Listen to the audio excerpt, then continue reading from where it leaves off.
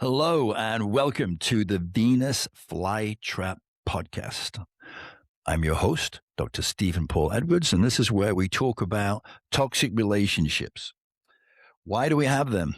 If we're in them, how do we get out of them, right? And how do we not go back into them again, right? So, first of all, these toxic relationships are patterns. They're showing you patterns that you have created, usually in your childhood, patterns of behavior, patterns of beliefs, and then they repeat in all areas of your life. So, look, everything is a relationship. The relationship with your spouse, your boyfriend, your girlfriend, your partner, your significant other, whatever you want to call that. But it doesn't end there. Everything is a relationship. You have a relationship with money. Some people say, why can I never make money? Because of the patterns that you created in your childhood, usually in your childhood, not always, but usually. And then they are reflected in your life throughout your life until when? Until you take a look at yourself, until you take a look at those patterns, until you take a look at your childhood. And then once you start to recognize that these toxic relationships, whether it's money, whether it's your spouse, whether it's your career, whether it's your friends, whether it's your coworkers, or of course your family, that's a juicy one, isn't it?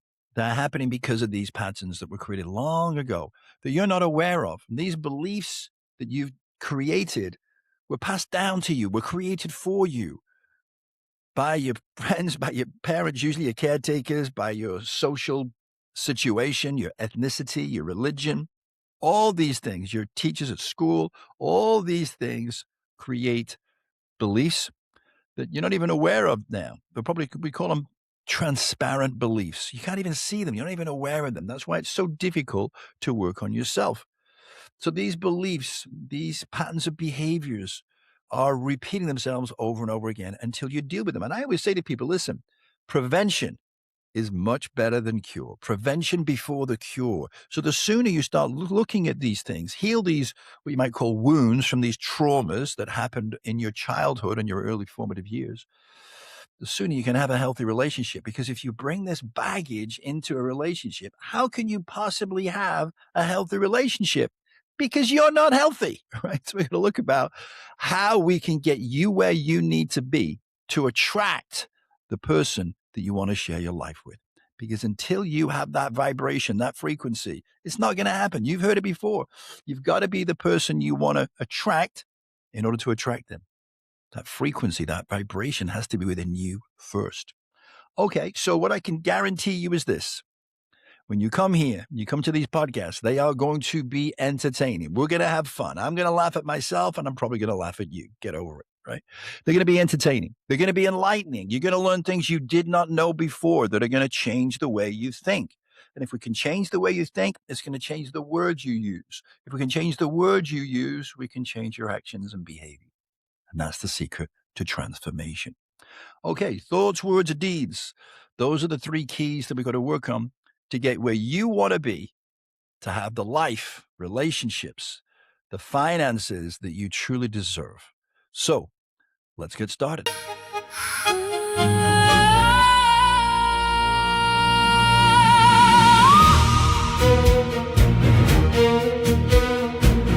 tailored suit in a London rain.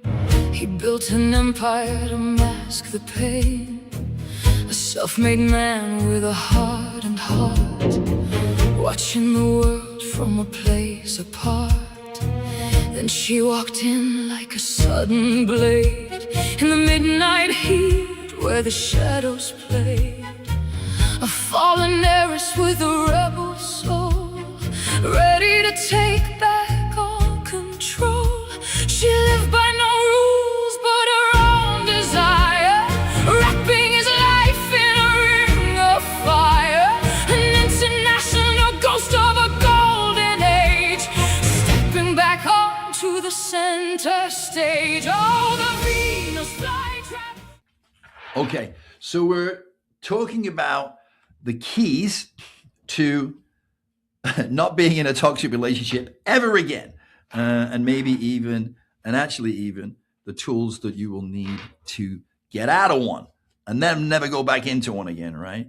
So these are all internal things. What do they say? I was kind of talking about this last time we were together, that if we look at the external world for answers, we're going to get a runaround. It's going to be confusing, right? If you want to know what's going on in the world, of course, you have to watch Fox because that's the only honest, no? Or is it CNN? Is it MSNBC? No? PBS? Well, where is it then? Because if you look for truth there, you're going to be confused, right? And that's very frustrating. And then you're going to be afraid because who do you trust? I can't trust anybody. You know, then you go to Facebook. Now you're okay. All right, I'm kidding, right? It's even crazier there, isn't it, right? People are saying all kinds of things, right, that supposedly are the truth. And they know the truth. And they know where to find God, right? Okay, well, hopefully they do, and good luck to them, right? But you know where to find God, right? Where? Come on now, there's a quiz. How do you find God? You don't have to. Remember the soul truth that I read you last time? Riding the waves of the old river. What was God saying? I am what? Everything. And I am where? Everywhere. All you have to do is reach out. How do you reach out? Because if you reach out, there's nothing there. Reach out with your thoughts. See, your thoughts are vibrational, just like you. You're a vibration. You are light vibrating. Well, your thoughts are vibration. And so we are a vibration of electromagnetic energy. That's a very important word there, isn't it? Magnetic. So when we're drawing people into our lives, it's because we're magnets. And we magnetically draw in the people, experiences, and the things we need to remember who we really are. But unfortunately, people don't usually remember who they are. They just point fingers and say, well, this happened to me. This person did that to me. God doesn't love me anymore because if God loved me, this would have never happened to me. But don't worry, because God is on your side, right? You know what I mean? Like if you win, it's because God loves you and doesn't love the loser on the other side. How does that make any sense? Sometimes you guys drive me crazy. Do you know that? You really do. Some of these beliefs that you've adopted, I want to shoot you. Now, God told me to shoot you. Did he? Did she? Did God? How do you know? How do you know that God did not tell me that? Come on. How do you know? Because God would never tell me that, right? Keeps it a secret. Right? God would never say, go shoot somebody, even if it was you. Just not going to do it, right? So again, we know it's God talking to us if it's from love, compassion, understanding, not fear, right? And if you can believe that, then it doesn't matter whether it's God or not, right? It could be your sister next door. Who cares, right? As long as you're getting the right information, it's from love, compassion, and understanding, right? So here we are in this experience, and we now need to go through some things. We need to forget some things that we have learned so that we can remember who we are. Because those thoughts, those negative thoughts, anger, hurt, resentment, jealousy, all that stuff is lower vibration. You're lowering your vibration. And to remember who you are, what has to happen to your vibration? It has to go up, right? We want to raise our vibration. What a concept, right? And if you raise your vibration and someone comes into your sphere, into your energy field, who has energy that's lower than yours, you're not going to attract them. You're just not, right? You're just not going to attract them. You'll let them pass by, but you won't be drawn to them because the things that you saw in the person that you ended up in a toxic relationship were displaying parts of their character that you admire, that you don't think you have, but you do. They're just reflecting back at you part of yourself that you're not using, you're not stepping into, you're not owning. So you might be attracted to someone on stage who's super confident, can sing beautifully. What are they reflecting back? That you're ugly and a loser. No, that's not what they're reflecting back, right? What they're reflecting back is the confidence you want to have, but you have it too. Don't you look at them and go, oh, if I could do that. I wish I could do that. I wish I could be famous like them. I wish I could sing like them. I wish I could wear no clothes on stage. No. So all these things are things that you admire about somebody else, but they're qualities that lie in you. Yes, even you. Not me, but you. Anyway, so they're reflecting that back at you. So you will step into that power, right? So what about these people that do things to you. Stephen, I've got receipts. I can prove to you that they did these things. Yes, I agree. I don't have any shadow of a doubt about that. But what I do have a doubt about is they did them to you, right? Now, it doesn't change the fact, and I've said this before, but you just don't listen, so I'm going to say it again.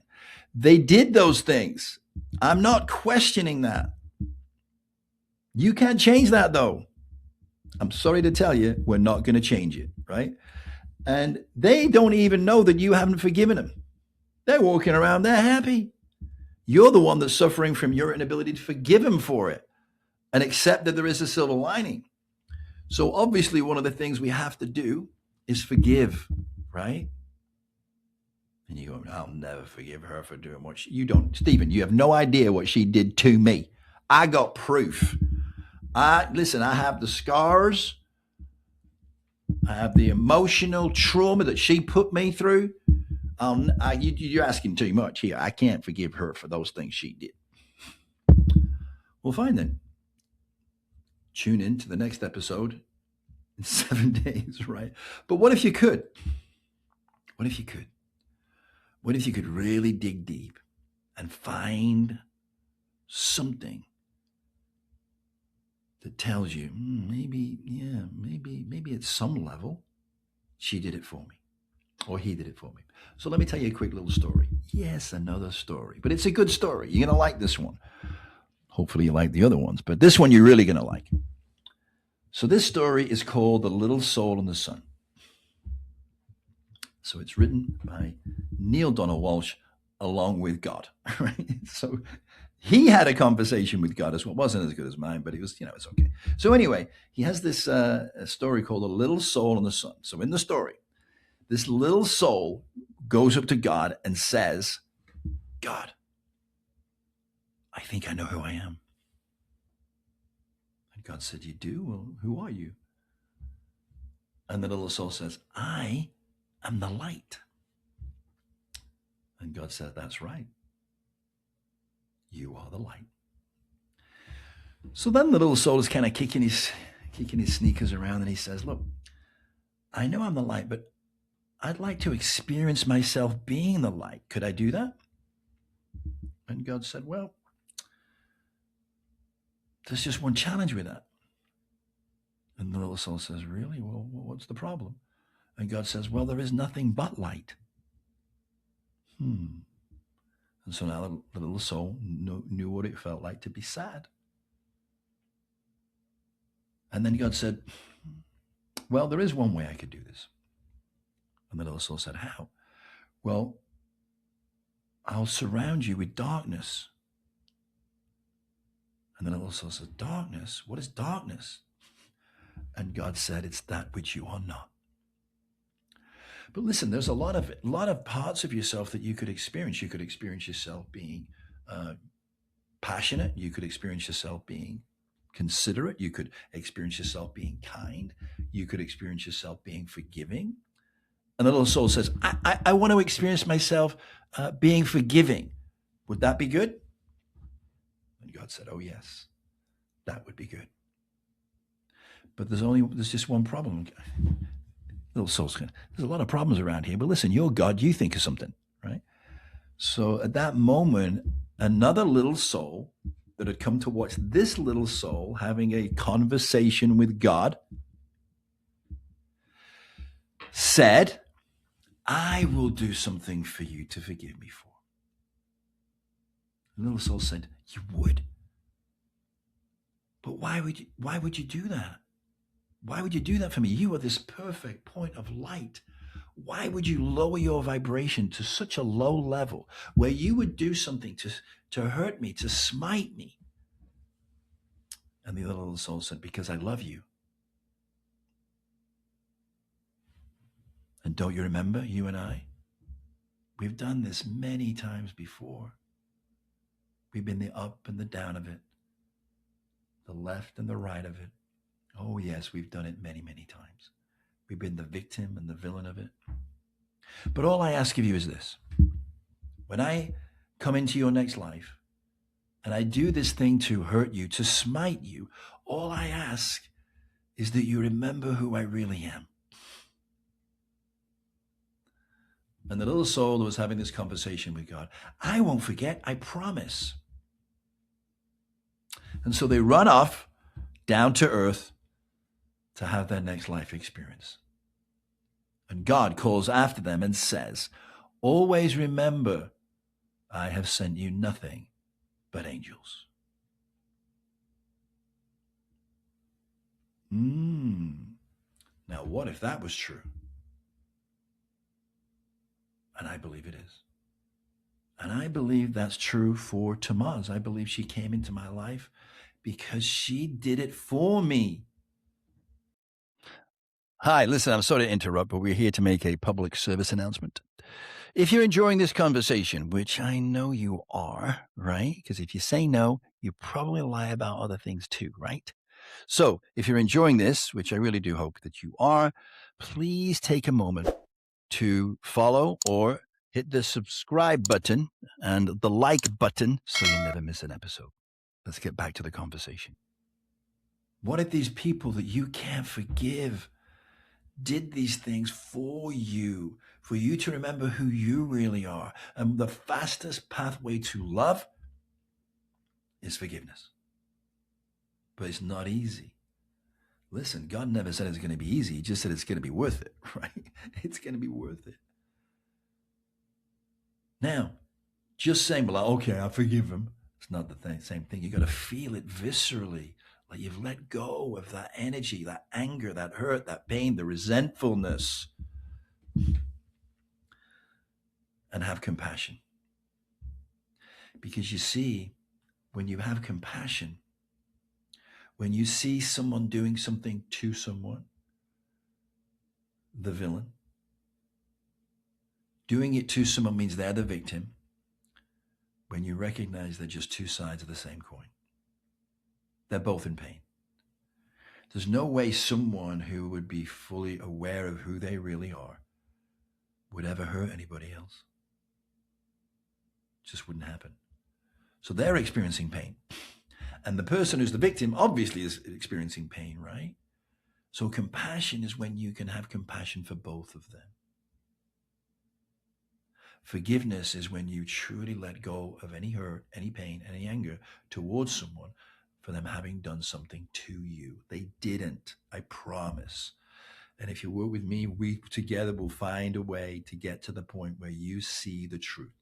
It won't be easy because we've got to get through all that anger. We have to get through all that resentment. We have to get through all that hurt and pain. I'm not telling you it's going to be easy, but I'm telling you it will be worth it. And when you get to the other side, a miracle is going to happen for you. I promise it's going to happen. I know for sure. How do I know? Because my friend told me. No, because I've been through it, right? So do you think that people haven't done things to me in my mind? Do you think that I wasn't hurt by many of the things my parents did when I was a kid? Of course I was, right? And did I carry that for a long time? Yes, a long, long time. It took a long time to heal it once I decided to heal it. And I had to go through all kinds of spiritual programs I had to become a PhD in spiritual counseling. It's a nightmare, right? But I went through these processes because I was committed to getting through it and being more of who I really am. Now, let me just be clear. I'm not there yet, right? I still got ways to go. I'm not trying to tell you that I am past it all. I forget things, I remember, because it's a wave, remember, right? And the waves slowly graduate up. It's never direct, right? It's a wave, and it's circular, right? It spirals, right? So we spiral it up, we can spiral down, right? You ever had a moment where you were doing great and suddenly something happens and then you fall down? Yes, that's part of the experience. It's not a linear process, right? Anyway, so forgiveness. So how do we forgive, right? Well, by coming to those understandings is a big help, isn't it? And then we go through the things that happened, not to you, go through the things that happened, the things that they did do, right? And we're going to look for silver linings. And I can give you a multitude of examples. Let me give you one real quick. This is outside of the book, although there's a multitude in the book. And I sometimes became a little bit too good at forgiving, right? Because I wanted to forgive, right? And I wanted to forget because I wanted to stay with her, right? So that's an imbalance, right? That's not real forgiveness, right? That's making excuses, deflecting, and justifying, right? But when we really forgive, it changes our world, right? So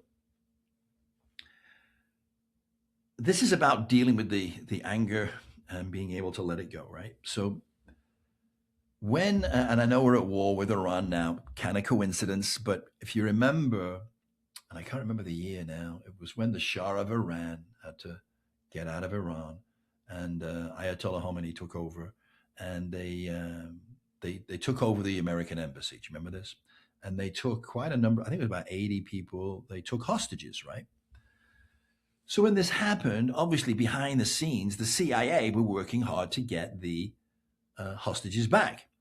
And the Iranians knew that, right? So they're moving these people around to different, what they would call safe houses, right? And they would take these hostages there. So there's this guy, right? And they kept moving him from house to house very quickly. So they were only there for a couple of hours and they'd be gone to the next house. And so what happened was when they would take him to one of these houses and there'd be all these men there, right? These Iranians, terrorists, I guess you would say, right? And he would go there. They would beat him up. They would beat him. You filthy American, blah, blah, blah, right? They kick the crap out of him. And then every 2 hours, he went to a different house and it would happen again. Extremely traumatic for this guy, right? So anyway, when they finally got the hostages out and he came back to America, he created this trauma with men, right? So he couldn't handle being around men. And then what started to happen is he started to have these nightmares every night, right? And he couldn't sleep because of these nightmares. So anyway, he went to doctors to try and have them give him tablets, right? Didn't work. So one day he was talking to a friend of his. He wasn't a doctor, he was just a friend. And he goes, I can't get away from these nightmares. They won't stop. And so his friend said, well, I'm going to tell you something, that until you find a way to give meaning to what happened and use it to help others, the nightmares will never go away. Now, it hit him and he said, thought about that, but he didn't do anything about it. And a year went by and this was still happening. And he saw his friend and they were sitting down. He goes, I'm still having the nightmares. I can't stop. They won't stop. And so his friend said, well, did you find a way to make what happened to you serve other people? And he goes, no. I said, well, what can you expect? So at that point, he decided that he was going to do something. And what he did, he loved horses. And so he decided to open a horse ranch that would help young boys who had had traumatic relationships, abusive relationships with their father. And he would have them come out to the ranch, look after the horses, and teach them how to heal. Guess what happened? Yeah. The nightmares went away and they never came back. So I promise you, the same thing will happen for you. If and when you find meaning in what happened in your life and a way to help others. So let me give you a couple other ones real quick. Now, this is a lady in Northern Ireland, and she had a terrible trauma tragedy in her life. Her daughter, I can't remember exactly, she might have been 6 or 7. She used suicide to take her life. Now, can you imagine a mother dealing with that? The guilt. Thinking, how didn't I know? How couldn't I have seen that? How did I fail my daughter? Right? Now, if you'd have said to her right away, listen, this doesn't happen to you, it happened for you. That's stupid, right? That's not the time to have that conversation. Just like when people say, well, she's gone to a better place. screw you, right? That's not the time to have that kind of a conversation. Grief is a process that we need to go through to let go of that person. However, we don't want to stay there. Remember me saying that, right? It's okay to be a victim for a little while, but you don't want to stay there. You got to come out of it. So how did she come out of it? Well, she started a foundation in her daughter's name to be there for young people when they were thinking about committing suicide. Not just a hotline, but a place they could go and stay, where they continue with therapy and help them come back to being themselves. Because nobody really wants to use suicide to take their life. They just feel like there's no hope, there's no purpose to their life. And the pain is so terrible, they want to end it. And so she helped these young people understand they didn't need to end it, that there's light at the end of the tunnel, that this too shall pass. But sometimes we need someone to hold our hand through that. So they estimated that the program, the foundation, had saved 15,000 lives, 15,000 young people's lives. Now, her daughter did not take her life through suicide for nothing, did she? She sacrificed that to help 15,000 other children.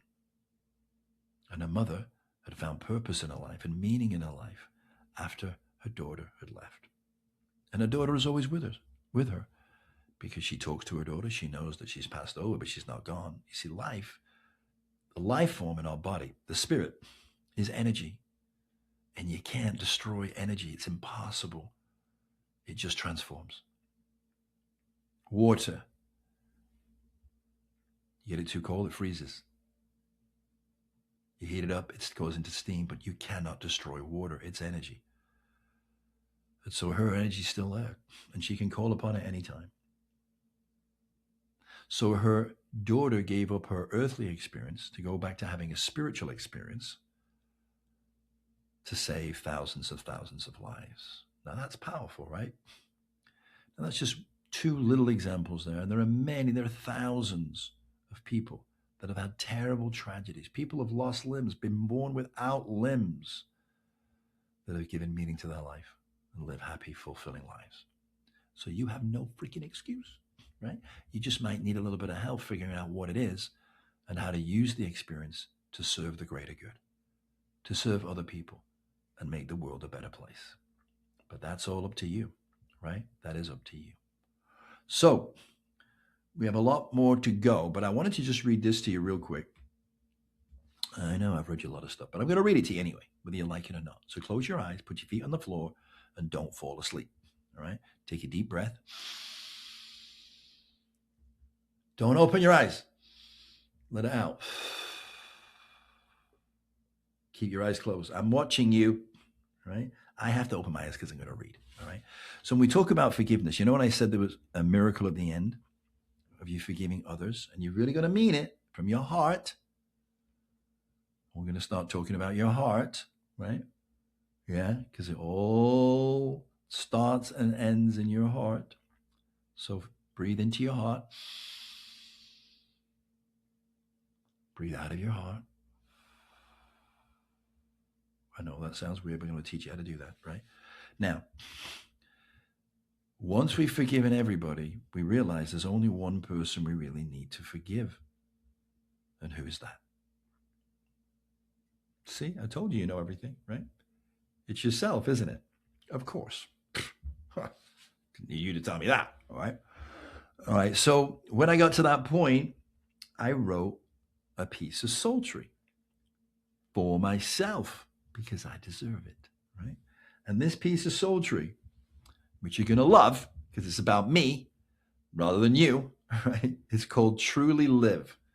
All right, back to eyes closed, feet on the floor. Deep breath. In and out from your heart. Here we go. It's called Truly Live. Save me, I'm falling into the void. As I fall, I see my past that I try to avoid. I see I was guilty of all the things I once denied. Now I can let go of the story that I had contrived. The things I have done have left a bad taste. I have hurt people and made decisions in haste.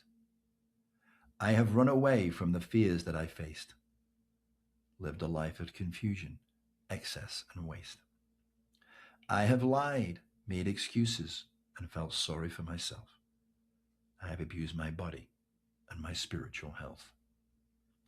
I have run away from the fears I faced, lived a life of confusion, excess, and waste. I have lied, made excuses, and felt sorry for myself. I have abused my body and my spiritual health. I've tried to accumulate much material wealth. I have manipulated life to feel better about myself. I have committed crimes fit for a king. I have been the lost soul for which angels sing. I have pushed love away with all my resistance.